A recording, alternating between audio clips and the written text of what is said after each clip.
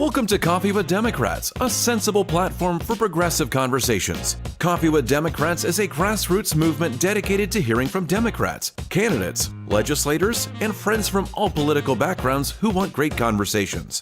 Coffee with Democrats is committed to increase Democrat voter registration and Democrat voter turnout by making voting more exciting and meaningful. And now here's your host of Coffee with Democrats, Kevin Dawson.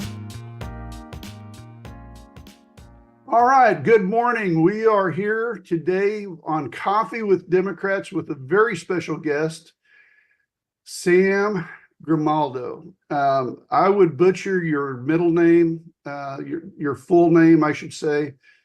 So forgive me for that, and I'm going to turn it over to you to make that introduction absolutely perfect.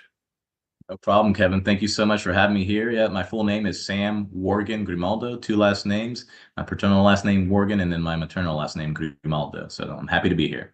Great. Well, thank you so much. We do have some housekeeping that we do need to talk about. For those people who are watching this, please share this on your social media, on your emails, with your neighbors. Get this information out. Sam is going to be such a great addition to the Democratic Party and to our legislature.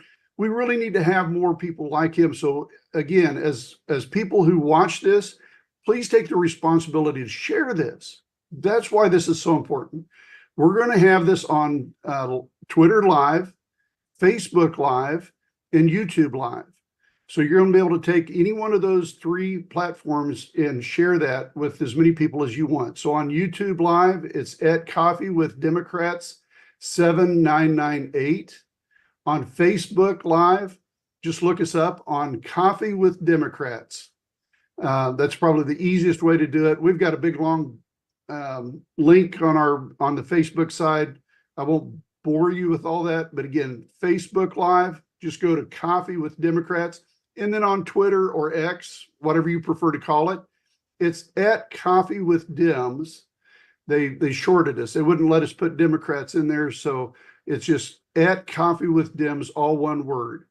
So thank you for coming on Coffee with Democrats. As always, every single time we have these conversations, this is Coffee with Democrats. So we got to talk about coffee. We got to talk about your favorite morning drink, whether it be coffee or a coffee substitute or an energy drink or water, whatever. Tell us a little bit about Sam. When you first get up in the morning, you're getting around. What's your favorite morning beverage? Yeah, so I guess I'm a little bit of an outlier here. My morning beverage of choice is just water. Okay. Right? But I do like to frequent coffee shops. It's a great place to meet people. I love the aroma and ritual of coffee. I wish it agreed with my stomach, but it doesn't. So when I go to a coffee shop, I choose a chai latte, usually with almond milk. So great. Well, I ended just having to give you a little story. My background, I spent 43 years in the railroad industry, and I was on call 24 hours a day, 7 days a week. I was working very long hours, sometimes 24-hour shifts. So coffee was my friend, but I hated the taste of coffee. I just liked the effects of it. So I would always take coffee, and I would always it never tasted like coffee when I'm done with it because I'd butcher it. I would add so much cream and sweetener. I never added sugar, but I always added sweetener of some kind, just again, to try to break up to me, coffee was always bitter, but I'd still do it today, even though I'm not working for the railroad anymore. I still have my morning coffee. It's a McCafe pod that we buy from the store, and it's just that same old style stuff that I just grew up with. And that's why we got started with Coffee with Democrats, because I'm so used to having that flavor, going to the coffee shop, buying the coffee, and then sitting down with friends over in the corner, and friends from all backgrounds, whether it be racial, whether it be political, religious, whatever, and we would just argue and tear each other apart, and we would solve the world's issues. And that's what I loved about having that coffee shop environment, and that's why we do Coffee with Democrats. So I'm going to save your voice just for a little bit, because I want to introduce you, and I want to introduce you properly. Sam is he is running for Oklahoma Senate District 46. As a senator, it's going to be important that we have somebody with his background, with his intelligence and experience and education. Sam was born and raised in this district, in District 46 in Oklahoma City. His life experience has provided him with a deep understanding of what the people of Central Oklahoma need from our elected officials. We need them to speak up against radical ideology being masked as political discourse, and we need pragmatic approaches to getting common sense legislation passed. We need to ensure that the services meant to benefit all of us, public education, healthcare infrastructure, criminal justice reform, housing, are fully funded and supported by our government. Plainly put, we need accountability in our state government and a willingness to listen to the people who make up our great state. What an awesome introduction. I think that's just so amazing. And again, that just goes to, you know, I go through and I've got more to read here, but I'm going to spare you all the information on that. You're highly educated with bachelor's degree in sociology from the University of Central Oklahoma. You've got a Juris Doctorate. You've been a teacher. You've got so many things, and we're going to let you talk about your biography here for just a little bit. But man, I tell you, I'm so impressed with your background and what you're going to bring to the Senate for Oklahoma. So again, thanks and welcome to Coffee with Democrats. And we're going to get into it and just kind of start talking about you, because that's the most important thing that people want to know about. What are, who are you? And so tell us a little bit more about your biography, how you grew up, where you grew up, in your educational pursuits. Yeah, so I'm coming to you live from my living room here in South Oklahoma City, in the Capitol Hill District, which is where my family has lived since I was 5 years old, which takes us back to 1992. Prior to that, when I was born, my family lived in the Schuyler neighborhood, which is just south of the river from where the Boathouse District is, the River Sports District.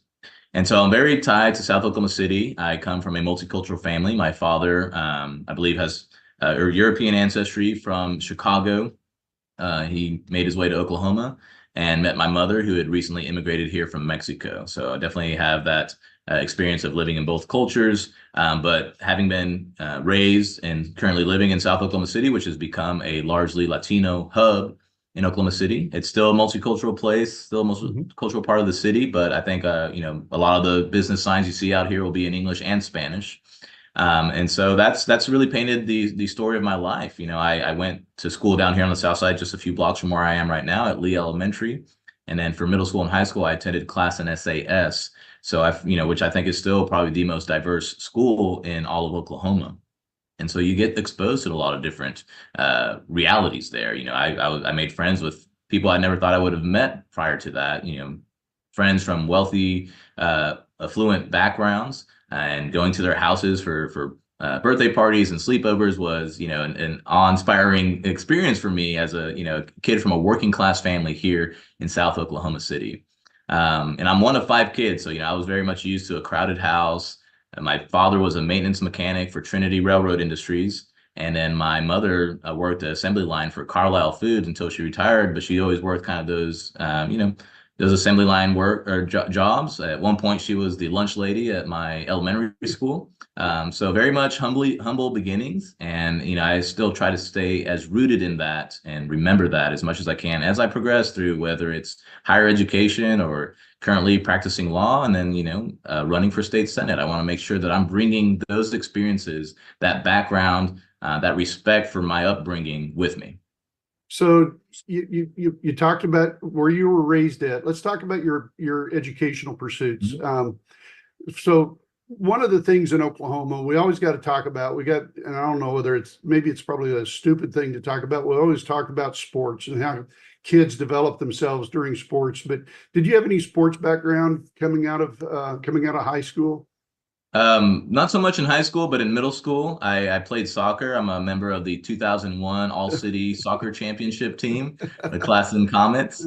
which was an interesting event because we played my homeschool team, which was Jackson or middle school at the time. And so it was kind of this hometown, or for me, a kind of a conflicting experience where, actually I have a twin sister who attended our homeschool. So she was at Jackson Middle School and I was playing for Classen. So a bit of a house divided in that event. But yeah, I mean, I played soccer through middle school. I ran cross country in high school, but I focused more on visual art because at Classen you can declare a major. And so that was kind of Oh, more of my, by the excellent. time I got to high school age.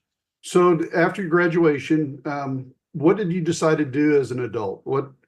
I mean, I went out and got a job first, instead of pursuing education.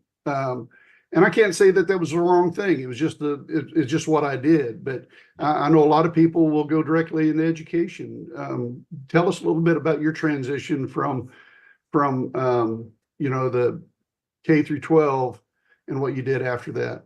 Yeah. So Classen School of Advanced Studies is very much known as a college preparatory school. Okay. And so we were all very encouraged and prepared to go to school, to college.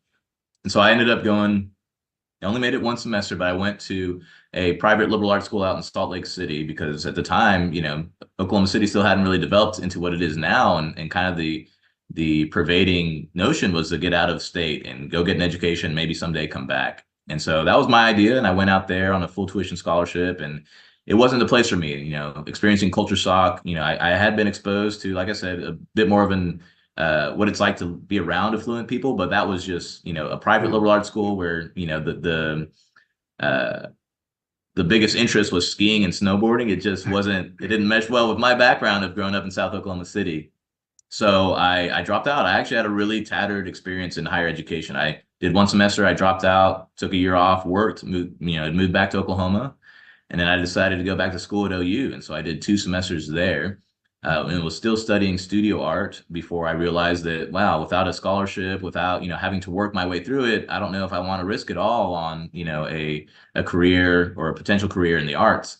And so I dropped out again, and I took another year off and worked and thought about what I really wanted to do. And I was really, I still wanted to stay within kind of the arts realm. And I thought back to my experience at Classen and how I felt my life was more enriched by my exposure to not just visual art, but performing arts. And so my dream back then was to start a community art center here in South Oklahoma City to help other kids with similar backgrounds to mine get exposed to that. And so I decided to go to school at UCO for sociology with a focus in human services, which is kind of the path a social worker might take. And to me, that made the most sense. It was like, I want to do community work.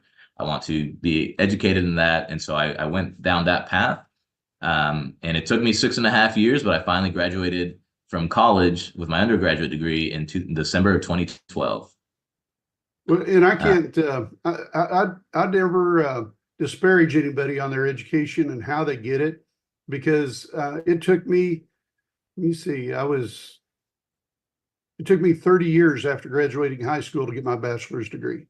So yeah, I think it's a great story. Yeah, no, I'm not embarrassed or ashamed about it at all. I love to tell that, especially, I've worked in a lot of community and youth programming. Like you mentioned earlier, I was a high school teacher. And so I share this story with pride. I say, it doesn't have to look like everybody else. You don't have to be in and out of there in 4 years. You take whatever time you need, take whatever path is meant for you. And as long as you stick with it and you meet your goals, it doesn't matter how you get there. Right. And you're always building your book of experience. Mm-hmm. And that's the one thing that you take with you everywhere you go. So you graduated with a bachelor's degree and you decided to become a teacher. Where did you first teach at? Yeah, so like I said, I worked in youth and community programs. My first job was actually at the Latino Community Development Agency, first job out of college, and I was the coordinator of youth and community programs there. And then I made my way into the education realm. I worked for UCO for a little bit for their college prep program under a Gear Up grant. And then I switched over to OKCPS, and I was a teacher at U.S. Grant High School here in South Oklahoma City. I taught English language development, which previously was referred to as English as a Second Language, or ESL. And so I taught multiple levels of English learners, from newcomers who had just recently immigrated to the United States and didn't know any English, to what are referred to as long-term English learners, who end up being kids who grew up probably understanding and speaking English just fine, but they're testing for one of the English proficiency tests made it to where they had to continue taking that class if they weren't scoring proficient on it. So I saw a lot of, I saw a lot of great things in education. I was very much rewarded by the work I did with my students. You see some of the structural issues that can impact them and affect them, especially in the kind of area that I was teaching in. Like I said, some with them not being able to pass an English proficiency test, they were essentially forced to take a remedial course. And I think that can kind of lead to apathy among high school students where they're not, it kind of diminishes their interest in education, which I think was unfortunate. But I tried my best, and I think I put in a great 3 years before I decided that law school was calling my name, and that I still wanted to give back to my community. And so I thought that would be a great next step is studying the law.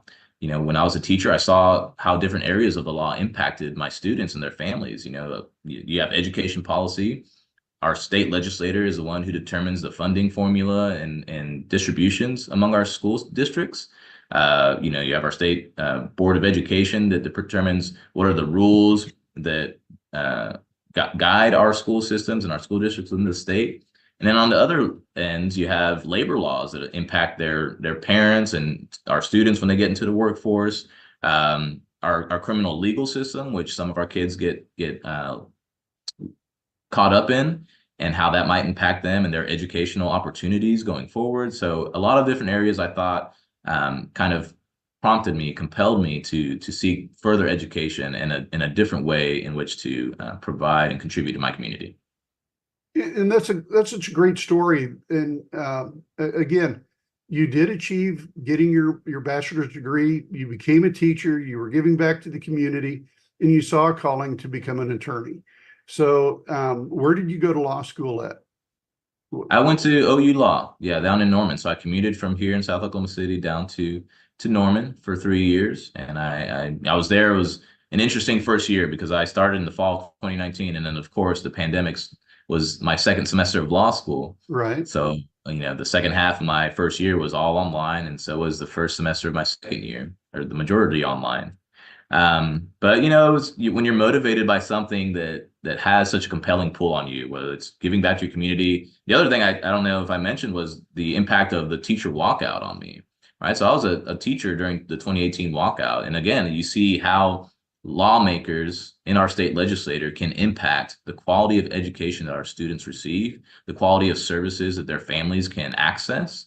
And so with that type of background, with that type of motivating factor, you pull through and you want to get the most out of your education, whether it's in the middle of a pandemic or not. Right. So you did go back to OU Law, and you graduated from OU Law. You're now practicing as an attorney. What is your practice basically? What do you specialize? Is it family law or criminal law? Yeah, I'm a criminal defense attorney. I handle most of the criminal defense docket at the small firm on the south side, Michael Brooks Jimenez law firm, which deals majorly in immigration applications. Actually, that's the major. The majority of our clientele are coming in to try to find some way to become legal residents or citizens or defend themselves from deportation proceedings. And so we end up having a kind of a specialized niche of clients that, if they do happen to have some criminal legal issues, they usually have a dual concern in their immigration proceedings, right? So say if someone gets arrested and they don't have legal permission to be here in the United States, if they get processed by a jail, they likely get a ICE hold put on them, which means that they can't bail out. Right. Because if they do, they'll just roll over to the immigration custody, which may lead to their deportation. The whole time their criminal case is still proceeding here in the state, which leads to further violations for failure to appear. And so we handle those as delicately as we can, trying to conserve any potential for them to fix their papers and to find a legal permission to be here. And at the same time, find the best resolution for their criminal case. Well, it's amazing. It's amazing work. And I don't want to really put you on the spot, but I'm kind of curious. How successful is that? It in this environment that we have, and it seems like there's always this, it's kind of the boogeyman story that we see from the Republican Party. And they're always pushing back, trying to make things harder and turn that into an evil process. But what do you think your success rate is with getting people citizenship? Citizenship, I mean, there's certain qualification elements that they must meet. Again, I don't practice most of the immigration process. I do understand it, and so I sometimes help our clients understand it. But we have a pretty great successful rate. I mean, as long as you screen them correctly, and there's multiple different pathways they can take to become legal residents, apply for a residency, and then if they've already been residents for a certain amount of time, they're eligible to apply for their citizenship. So sure, I think we have a great success rate. I think, even in the criminal defense cases, we have we build solid relationships, and it's been my tutelage under Michael Brooks, who's been my mentor there. He's also a state senator. But he develops relationships everywhere he goes. And so that's kind of been my approach. Every courtroom I go to, I try to make sure I'm a personable interaction for these prosecutors and their staff, the courtroom staff. You're not always going to get your way, but you make the strongest argument you can for your client to make sure, again, that you preserve their potential for finding a legal pathway towards presence here in the United States. Oh, that's so awesome. So we're going to kind of getting into what I call the meat and potatoes of your candidacy, and really start talking about the key points and topics that you really want to work on. And we've kind of narrowed it down, I think, to 7 major topics that we want to break it down into.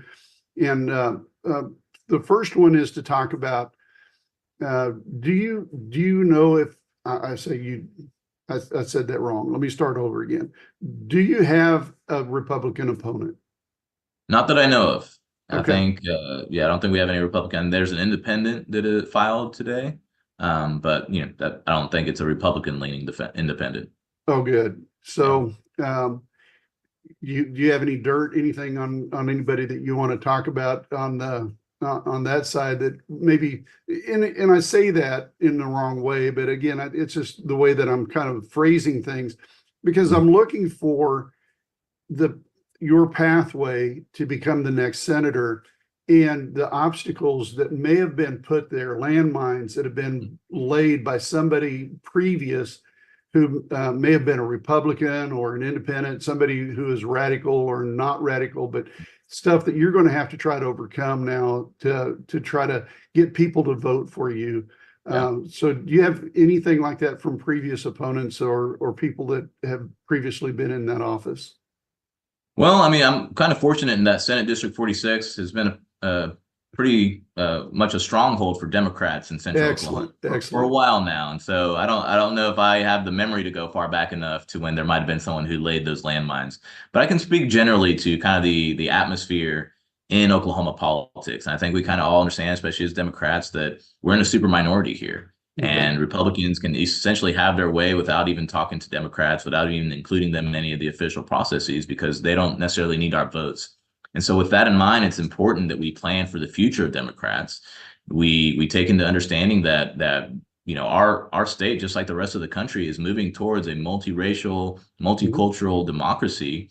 And we need to plan for that and take advantage of how Democrat policy aligns with that future, right? And if we engage these communities that we've kind of historically taken for granted, and I'm talking about the Black community, the brown community, the lower income community, young voters, right? We kind of think, I think, or at least the establishment of Democrats is kind of taking them for granted in that, well, you don't have no better choice.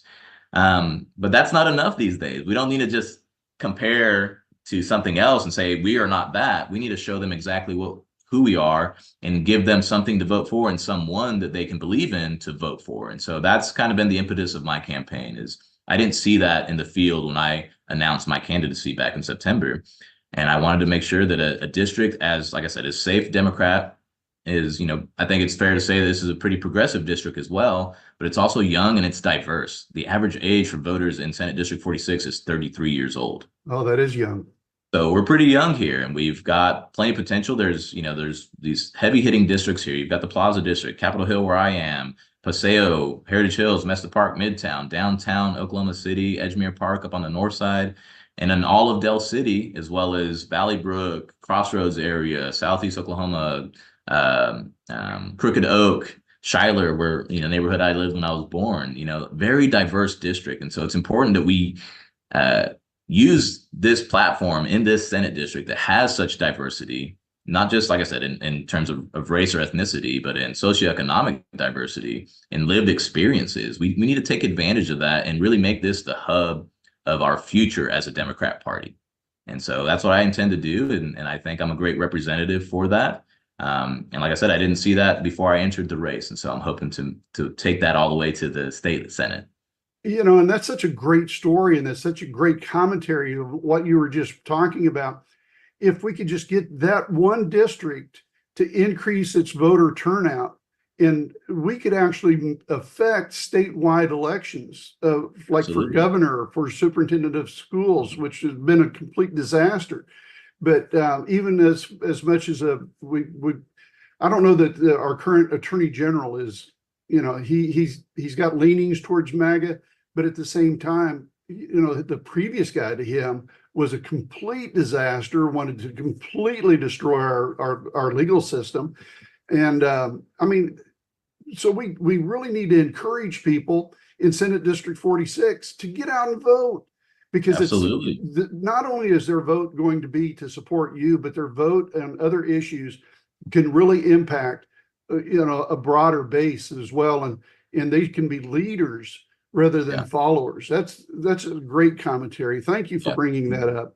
Yeah. And, Well, and another point to make on that, Kevin, if I could, real quick, is Sure. that Senate District 46 is the only Senate district in Oklahoma that encompasses parts of 3 different congressional districts. So we have CD3, which I'm a part of here in South Oklahoma City. We have CD4 there on the southeast end of it. And we have CD5 in central Oklahoma City.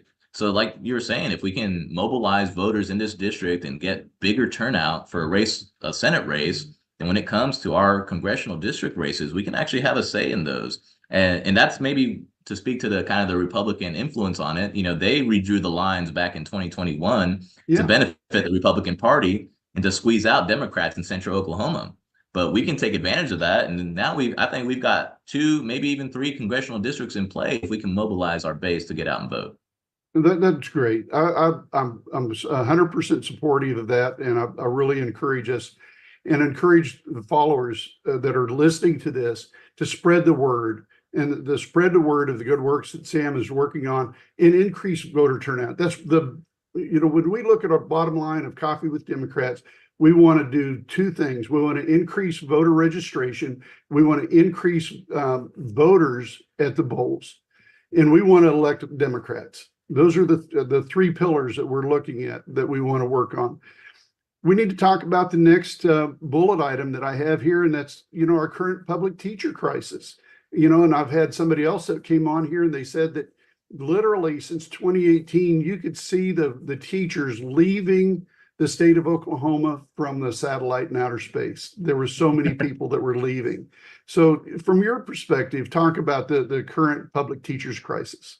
Yeah, I mean, it has been a mass exodus. And so when I became a teacher, I was emergency certified. Now, I was already working on my alternate certification, but because I didn't study education as an undergraduate degree, I would have needed that alternate certification, or what I eventually got, which was emergency certified. And back then, this was 2016, my first year teaching. I believe we had somewhere around 1,000 emergency certified teachers around the state. Now we're upwards about 4,000, maybe 5,000 teachers a year that we're having to get emergency certified. And so that speaks to the dearth of, educationally qualified people that are in front of our students day in and day out. And I'm not saying these people don't have the heart for it. Obviously, if you're signing up, you've got to have some passion, some interest in educating our future generation.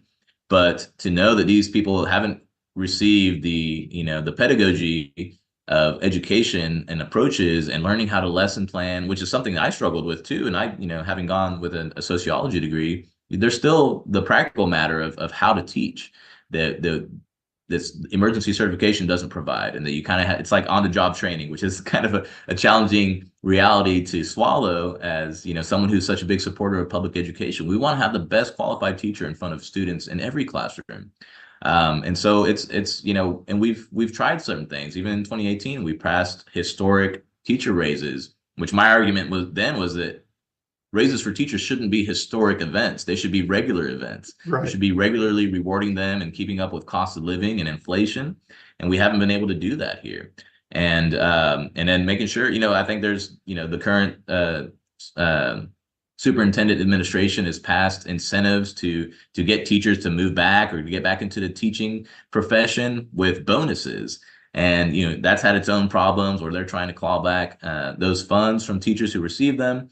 But at the same time, I just don't think that's going to be a winning strategy. We've really got to develop a holistic environment that is welcoming to teachers, that is not treating them as hostile, opponents in the classroom. Understand that schools should be places where students feel safe to express themselves, that where parents feel safe to be involved, of course, and that they're welcome to do that. But at the same time, our priority is keeping kids safe and teaching them. And so it's a shame that we've strayed away from that in favor of, political talking points and, certain terms like wokeism that just have nothing to do with how we teach our kids, right? We need to actually get to not just the basics, but the whole student, right? And how do we best approach their educational journey? Right. Absolutely. We're kind of going to run short on time if we don't move through these next topics fairly quickly, but I do want to touch on the rest of them. The healthcare crisis in Oklahoma, that's part of your platform, is healthcare. Talk to us a little bit about, what you want to bring to the state of Oklahoma to challenge this healthcare crisis that we have. Yeah, well, I mean, funding is the number one way to do that. If we increase funding, within the last round of budget cuts, which I'm guessing was around 2016, we cut a lot of services to rural Oklahoma. And I think that's one area where we really need to re-expand our reach and our support and funding for rural hospitals and rural healthcare. Sorry, that word can be a tongue twister sometimes. But at the same time, providing mental health care access to more people. I think if we can actually get to a point where Oklahomans are seeking out preventative treatment, preventative resources when it comes to mental health, physical health, that we're going to be saving money in the long term and having just a healthier populace to begin with, if we can convince people of that. And, I come from a lower income family that before, the Affordable Care Act was passed, we weren't always sure to have health insurance, right? And so you kind of put off seeing a doctor or visiting a health facility when you don't have that insurance. And now we've got kind of a cure for that. But I think we need to back that up with funding and regular access. And we need to be also, again, this ties in with education. We need to be growing our own here in Oklahoma and providing incentives for people to go into the healthcare and mental health care professions. And brings us to our next topic, which is part of our healthcare crisis in Oklahoma. But that's women's rights and bodily autonomy. Talk to us a little bit about your activism and where you stand on that. Yes, I think reproductive rights are an incredibly important issue. I think that people who can get pregnant should have the right to bodily autonomy. I think that's the basic right that every human and every person in the United States should be able to expect, right? And then we shouldn't expect our government to be intervening between patients and doctors and telling them what they can and can't access, especially when it comes to how they deal with their own body. And so we've seen since the Dobbs decision a couple of years ago, Oklahoma was already had laws on the books that were going to go into effect when they were deemed constitutional based on that Supreme Court decision in Dobbs. And so we need to start fighting back to that. And it's going to take, again, an increase in voter turnout and participation, because I think realistically, the best pathway for Oklahomans to regain bodily autonomy and reproductive rights is through a ballot initiative. Right. But we need to make sure that we're incredibly well prepared for that and we're ready to take that on, because we see the Republican supermajority continuously try to limit our ability to access ballot initiatives and to be successful in them. And so if we can kind of prepare ourselves for that, I think anytime it's been on the ballot in any other states, conservative states, you think of Kansas, you think of Ohio, I think Oklahoma has the potential to do that, but we need to get ourselves used to turning out. We are 49th or 50th when it comes to voter turnout in Oklahoma, in the whole country. And so that's, I think, where we need to focus our attention. And, kind of the same way we look at rebuilding Democrat prominence in Oklahoma, we need to look at building the structure for a successful ballot initiative to reassert the right to bodily autonomy and reproductive rights in Oklahoma. Absolutely. I couldn't agree with you more. So We've got two more topics, or excuse me, three more topics that we need to move through. But I think we got plenty of time. We've kind of moved through some issues there. Let's talk about Latino issues. You talked about it earlier, and maybe you've talked about everything that you want to talk about that. But is there anything in addition that you want to bring up about, Latino issues that really affect the people in Senate District 46, and how you can help impact that with them?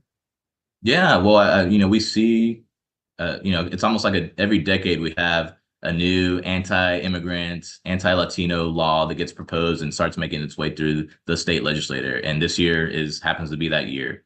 A fellow friend who's a politician mentioned to me, Republicans, they got all the gun rights they want. They did away with abortion essentially in the state of Oklahoma. What's the next area they're going to move to? This was a couple of years ago, and he predicted it would be immigration. I'm like, oh no. I felt like we were in a good place with that.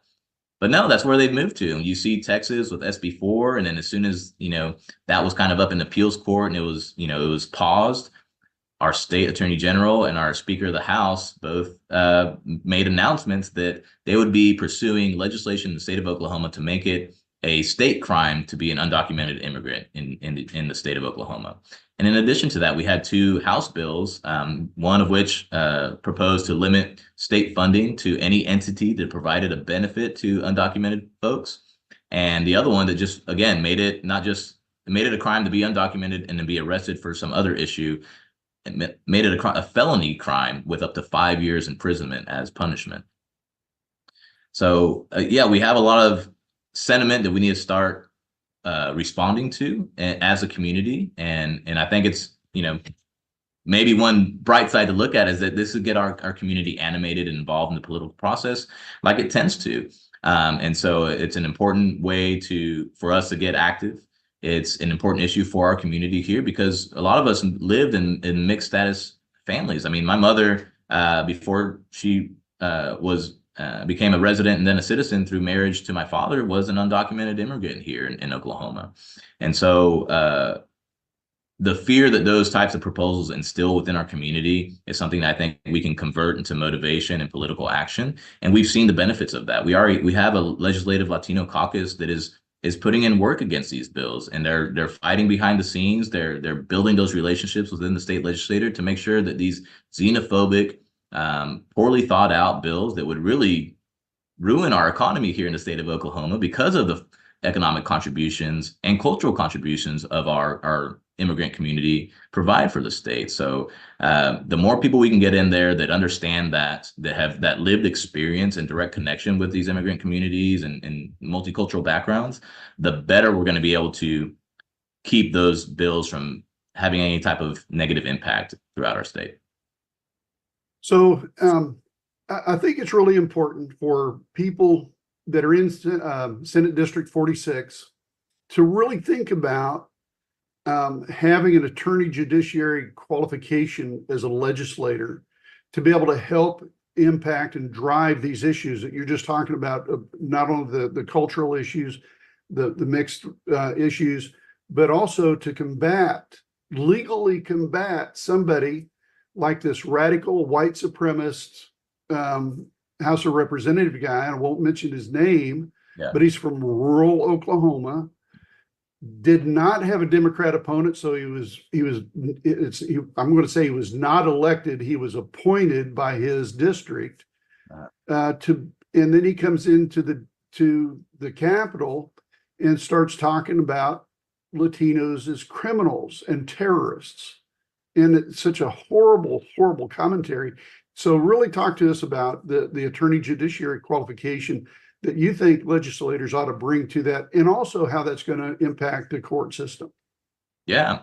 Well, to the first point, I think it's important that we consider constitutionality when we propose bills or allow bills to be proposed. I think that's one of the most unfortunate things about our legislative process is that any legislator can propose whatever they want, no matter what economic impact it'll have on our state, no matter what moral impact it would have, cultural impact, or constitutional impact. And it could lead to not just a negative financial impact because of how it would affect business here in Oklahoma, but it could lead to a financial burden because we have to spend taxpayer dollars to defend against these unconstitutional laws if they are passed and then challenged in court, which is more than likely to happen given the types of laws that get proposed here in Oklahoma by the Republican side. But there's also been a perennial move to switch up the way that Oklahoma appoints its appellate judges, and that's through the Judicial Nominating Commission, which is our current system. It's a great system. It was enacted in the 1960s after there was a wave of corruption where essentially Supreme Court justices, appellate justices were having their decisions bought and paid for by special interests.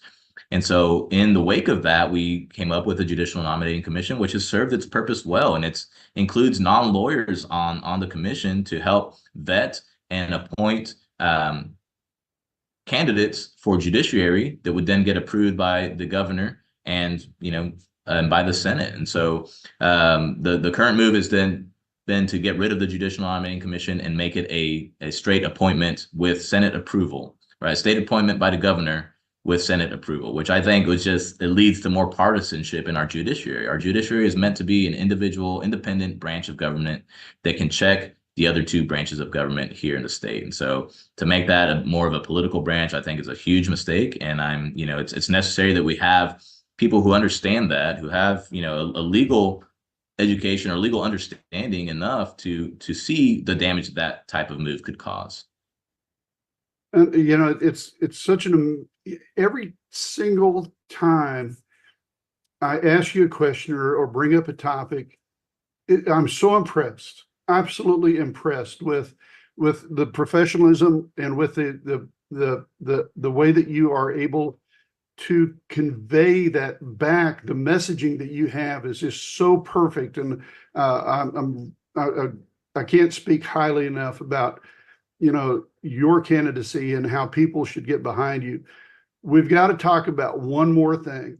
And I think this is a topic that I need to start talking with every single person that comes on Coffee with Democrats, and that's planning for the Democrats in the future for the state of Oklahoma.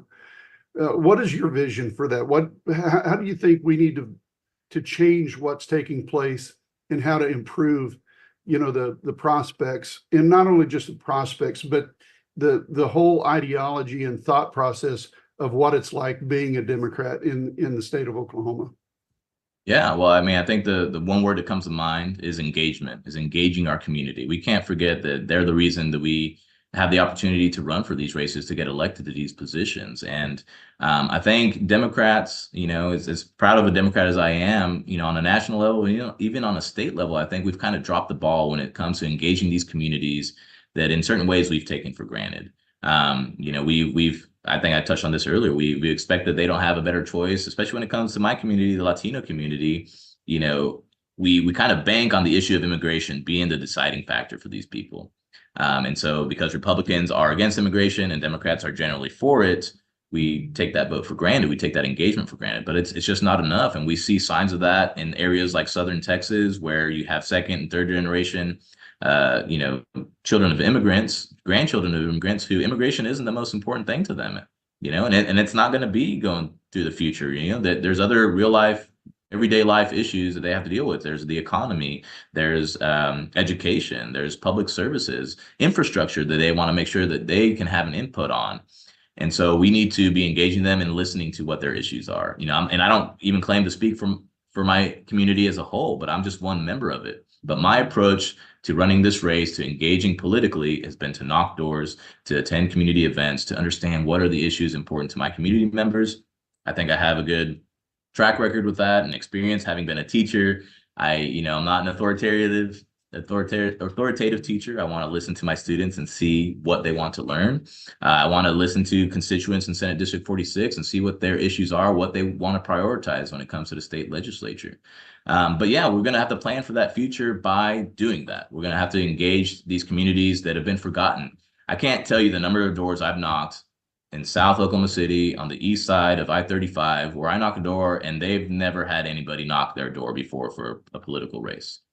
And they're ecstatic, excited to be able to speak to somebody and have someone listen to them, right? And that's a powerful experience to have, not just for them, but for me. I'm incredibly honored to be that first person to speak with them, to be interested in what their concerns are when it comes to our state legislator. So we have to have a long-term plan to engage those people on a regular basis, not just when it comes to election cycles, not just when it comes to our own elections. We need to be out there in other areas. And I think that's kind of what we're seeing here in South Oklahoma City. We're seeing a movement, number one, to engage more Latinos in our electorate. And we do that by providing quality candidates that they can believe in and that they can relate to. And I think we can do that in every community, every subsect of our community, and create this unified movement that really engages people to participate, to give input into the Democrat platform, and so that they have that buy-in and can believe in it. And so they're not just going to participate in one election to vote for one person, but that person they elected is going to let them know, bring them along for the process, give them access, and let them know we've got these other races going on. We have these other issues that we need to get involved in. This is how it impacts you. Well, here's the one thing that I think we need to really talk about next. This is going to be a big issue. Bear with me as I go through this process. I have to bring up a share screen on here, but people really need to pay attention to this one right here. Sam can't do all this on his own. He needs your help. In order to do this, we need for you to go to this website that we're showing on the screen right now. And that screen is let's work with Sam and let's get him elected. And the best way to do that is through his Act Blue process. And just go down here and again, his Act Blue, it's kind of a long, convoluted name that's on there, but it's very simple. Just go to Sam for OK, and then go to donate. And then you can go down here, and something as simple as $10, as easy as a cup of coffee, if we can just make those donations and get to him, will have a great impact on his ability to be your next senator for the great state of Oklahoma, representing you in the state of Oklahoma. So please make sure that you come down here and you do the donate. It's so important. We've got to make sure that we do that. So I'm going to stop sharing that and we'll get back to Sam. But again, we can't do this without having people and helping contribute. And even if they can't make a $10 contribution, if they can make, $5, whatever the case is, just do everything we can as people to help Sam and his campaign, because Sam is going to be a great, great representative for the voice of the people of the Senate District 46. So I have one last thing, and we need to be in a hurry because we need to close this down so you can go to your next appointment. But we really need to give you an opportunity to give your best speech as to why people should vote for you. Yeah, thank you, Kevin. It's been a pleasure being here. So again, check out the website. You can find the donation link there, samforok.com. We also invite you to volunteer with us. Our next day of action is April 13th, Saturday. We'll be meeting at the Michael Brooks Jimenez law offices on South 56th and Western. So please come join us. Even if you don't like to knock, you can drive knockers around. So I am running for the seat to give representative leadership to Senate District 46. Now, this is the most diverse district in the state Senate. It's one of the most youngest districts, and I think it's one of the safest Democrat districts. And it's important for us to take control of this in a powerful way so that we can plan for the long term of Democrats in Oklahoma. This seat would allow me 12 years to help swing that pendulum a little back towards the left. And beyond that, it would provide us the opportunity to engage more people in the process so that we can have a long-term impact, not just in this Senate district, but in our congressional districts and statewide races. And so I hope that I can count on your support to help me along this path. And I greatly appreciate the opportunity to speak with you all. Wonderful, wonderful. Thank you for coming on Coffee with Democrats and being with us. Sam, we wish you the best. You are a great candidate. You're a great representative of Senate District 46, and we really support you in everything that you do. And even when you become our next senator for Senate District 46, we want to engage with you on some of the major issues that you're dealing with while you're in the Senate. I'm saying that because I'm positive. I am positive that you are going to be the next senator. And but we can't stop there. We've got to get people out the door and to the polls and get the vote. There's going to be 3 ways to do that. 3 ways, folks. Listen to me. You can vote early during the early voting process. You can vote by mail through the absentee process. That takes a little bit of an effort because you have to sign up through the election office and get your absentee ballot. You have to fill it out. You have to properly put it into all of the envelopes, but you also have to get it notarized. In the state of Oklahoma, we're draconian in our efforts. We have to make sure that it's notarized, but that is free of charge. So if you go to the bank, if you go by one of the some stores, even by the election office, there are notaries that will get that done. And I'm sure that Sammy's even has somebody in his office where he works that's a notary that can take care of that for you. Absolutely. And then the other one, the most important one, the day of the polls, get out and vote. GOTV. And have a plan to do that. Have a plan to bring a neighbor. Have a plan to bring a friend or a family member to vote, because we can't do this by sitting around watching television. We've got to get up and actually do something. So great having you on Coffee with Democrats. Thanks so much for sharing your great story. What a wonderful story it is. So again, thank you so much, Sam. We appreciate you, and everyone. Until the next time we're on Coffee with Democrats, please be safe. Thank you, Kevin. Let's make sure we get out on June 18th to vote for Sam Wargin Grimaldo. Thank you. Thank you.